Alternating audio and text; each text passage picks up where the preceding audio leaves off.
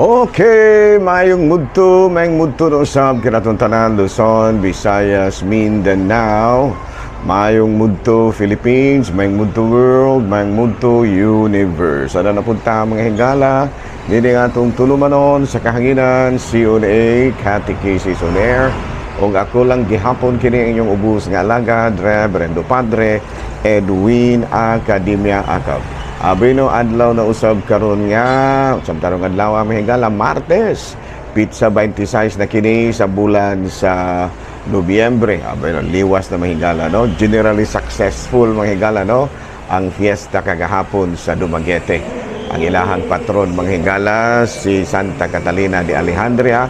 So congratulations no mga Dumaguetinios no, si Mayor Ipe Remolyo no, congratulations Mayor. Ang naman usab ang ato ang kuraparoko diri sa Dumaguete, si Monsignor Robert Bungguyan, o ang mga kaubanan niya mga kaparian, o ang tanan gyud no nga mga Dumagueteños sa inyohang matud pa a very successful fiesta celebration kagahapon in honor of Saint Catherine of Alejandria. Nahala no, may mudto no usab kanatong tanan og happy liwas. Abay no ato dahil nga timbayaon usab congratulate ang ato ang mga kaparian nga nanambong kagahapon no. Congratulations kaninyo nga nagmalampuson gyud. Ako kagahapon magigala daghang ko kay schedule so ako nang usang gihinay-hinayan og tiwas ning ako mga schedule magigala kay medyo apikira ang kulang kayo ang usa ka semana. Kulang kayo ang usa ka semana lang kanako. You know, adunay medyo problema gamay diri kay nagsugod na ang bayan Magilo diri Pikas. So kinang na no. Ato lang silang patiwason karon. Og ato di ay nga timbayaw usab og may mudto ang atong talahorong obispo Bishop Julito B. Cortez, ang atong station manager si Father Ramaata, ug nga manusab ang ato nga mga kaigsuonan diha sa WC. Kumusta na of course ang atong talahorong obispo Bishop Julito B. Cortez. Ano? Bino, excuse lang ko sa mga higala ha, kay medyo na timing po mga higala nga nagsugod ang program diri sa akong akbang. No, nga tuwa nga kining programa mga higala sa akbang diri sa ato ang covered court. No?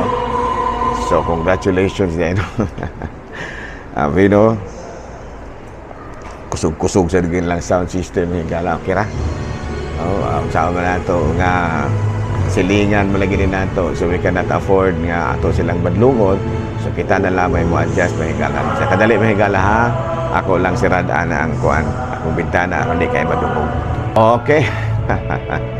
Ato nga sirada na to mahigala kay medyo kusog-kusog na gyud kay mahigala no. Abi na rin kita sa atong saint of the day aboy no sigon diri sa atong listahan ang atong saint of the day karon walay lain kung dili si secondary sa atong listahan si Saint Leonard of Port Maurice no. Madunay no si Saint Leonard of Port Maurice natawag siya ni antong tuig 1676 ug namatay ni antong tuig 1751.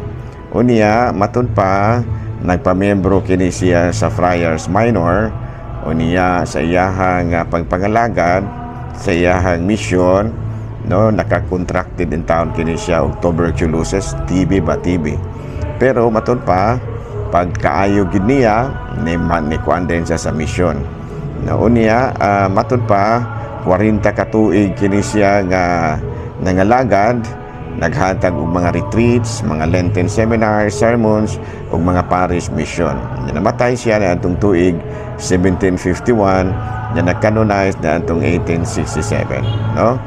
Nya 1923 na-canonize kuan siya giila siya nga patron sa mga parish missions. So karong adlaw mahigala gihinumduman nato ang lain na pong patron sa Katolikong simbahan nga mao si Saint sa ganito mahigala ang ato ang santo karon November 26 mao si Saint Leonard of Port Maurice. Okay? Hala no, may panayon tamang higala sa ato nga mga buhatono ni ining kabuntuhon sa una ginaingon ay ra mo katingala mga higala ha kung adunay mga tingog-tingog nga inyong nadungog, di ba Mr. Cheng? Ya okay na power sa silinga man nato si parang Ano po natapod din ang tuob kung sira, kaya ato sa rin nga naama po sa ilaha nga mga burong hato, no? Maog yun, Mr. Ching, no? Anong pulding kung sa may mga ikasulti, ay okay na pa din, oy, magsabta na, nabit ang mga sinigan, kayo sa ba na ito nga, naama po sila ilahang mga buluhan to, hindi, magsabta na, nagod lamang taan, eh. Very good, no? Hala, no? Padayon kita sa ato ang mga buhatonon, o padayon kita sa ato ang pagpangalagat. Hala, rin at tamang higala sa ato ang topic karon, no? Kabahin hapon ang atong main topic karon mga higala, November 26. Jesus Christ, no? Jesus Christ suffered under Pontius Pilate, was crucified, died, and was buried. Mo na atong main topic. Unya, ang ato ang gituktukan karon kining Jesus died. Jesus died crucified, no? Jesus gilansang sa krus ug namatay. Kung atong basahon sa buhat sa mga apostoles, kapitulo 2, versikulo 23, ang Diyos sumala sa kaugalingon niyang laraw ug pagbuot, mitugyan kang Jesus nganhi kaninyo, gipatay ninyo siya pinaagi sa pagtugyan kaniya ngadto sa mga makasasala nga maoy milansang kaniya sa krus.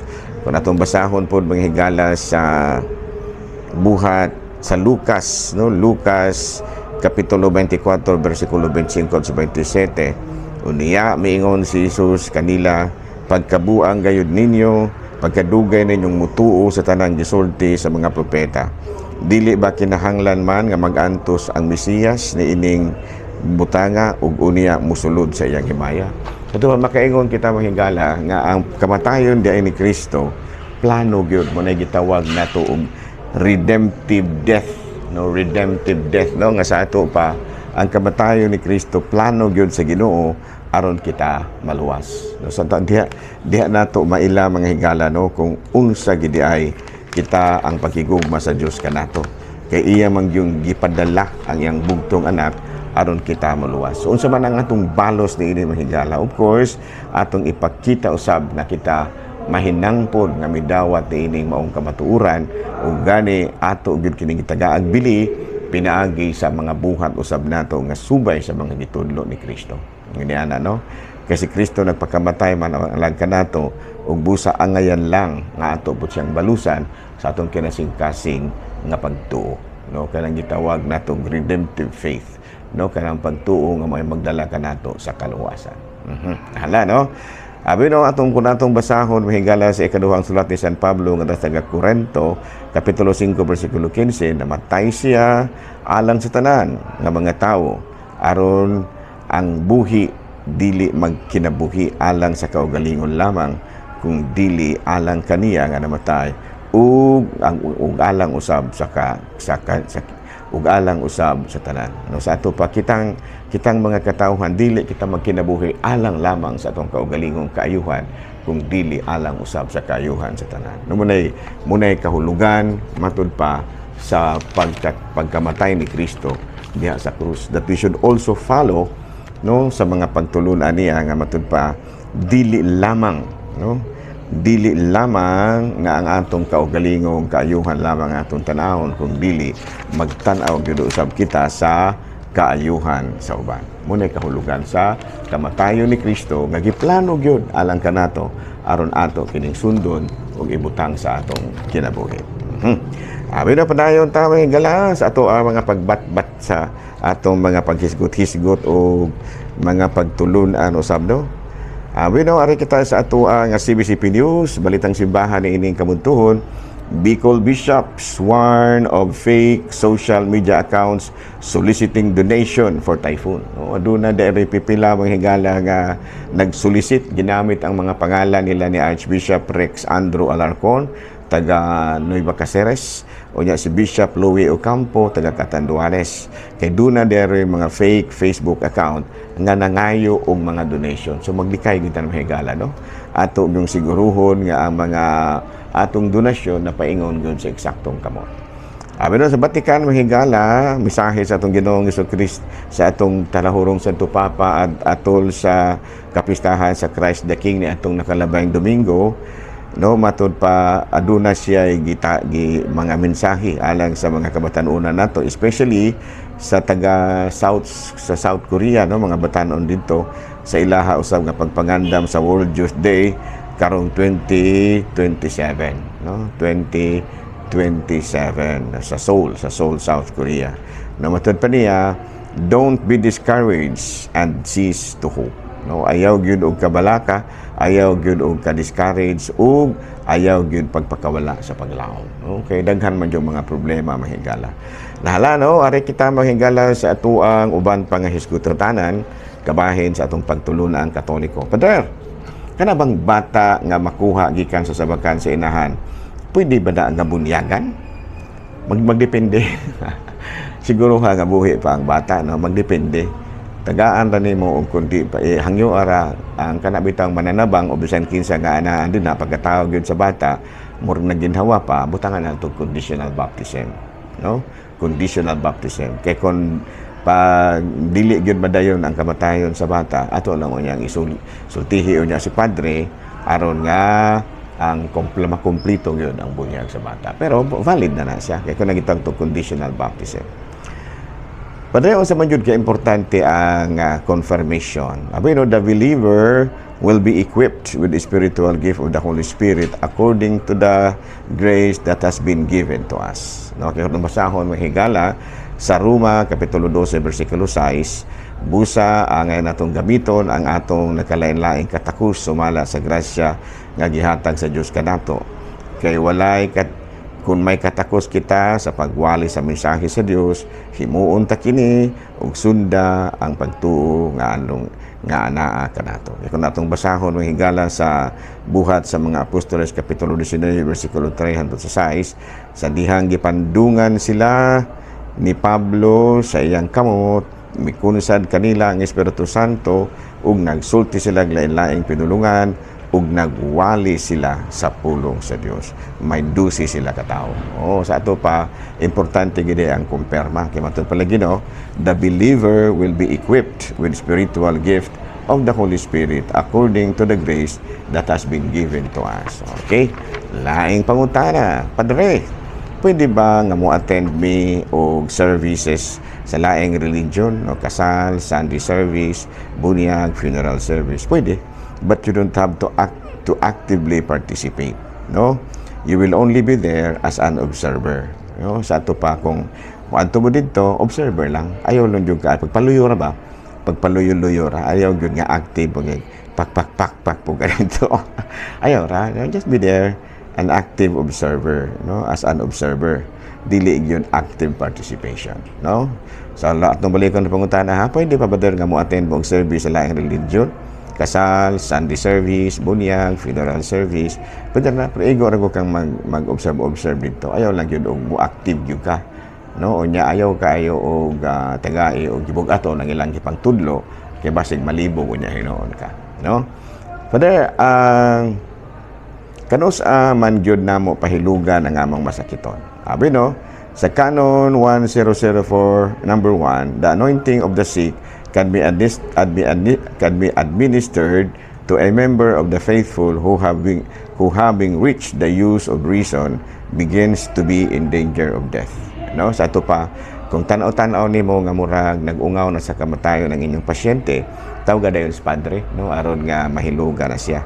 Kanatong basahon sa Santiago kapitulo 5 bersikulo 14 sa 15, kung may magmasakiton kaninyo, ipatawag ang mga pangulo sa simbahan aron magampo alang kaniya o sa ngalan sa Ginoo magdihog kaniya sa lana. Ang maong pagampo nga inubanan sa pagtuo makaayo sa masakiton. Ang Ginoo mo pahiuli sa iyang maayo panglawas ug mapasaylo sa iyang mga sala. Hala, no? Kumusta naman kanong pulding? Ay okay ra kay ko, Father. Ikaw, Mr. Cheng, okay ra kay ko, Father, no? Ato dahil itibayaw na akong gawiks din, no? Nga mong bago nga napili nga clergy president sa diocese sa kining mga kaparian sa diocese of Dumaguete, no? Si Gawiks Christian Durango. Christian Durango. Kumusta na kagawiks, no? Ang ako pong mga parokyano din na sa Calumbo yan. O ako mga classmate po di ay, kumusta na si Padre Ubing? O, Padre Ubing Masyon din ha sa may isla, no? Ako, kanang kura paroko na yun diha sa Larina, classmate ko na. Okay. Okay, naman sa mga atong kura paroko din na sa may, ang atong kura paroko po din na sa may kining Himalalod, no? Father Dami Hiramis, classmate ko na, no? Yung naman sa mga atong kura paroko po din sa kining Batinggil, no, classmate ko na, no, si Father Tonton. Ako pa rin kumustahan ako mga classmate nga natagaan ng dispensation, no? Si Padre Jonar Sevilla natagaan ng dispensation. Okay na nas Padre, no? Nakuan na siya kanang natagaan ng dispensation. Ug ako pong amigong pare nga may dispensation na pod, no? Nga natangtanga na sila sa ilahang bao of priesthood, no? Si Padre Ray Aguilar, no? Reverse, kumusta na diha, no? O gingamon usab ang ako ang mga kaparian nga mga classmate nila sa Cebu, no? Limin na gayon si Padre Kipling Agravante, no? Father Juju Anori, ayan, no?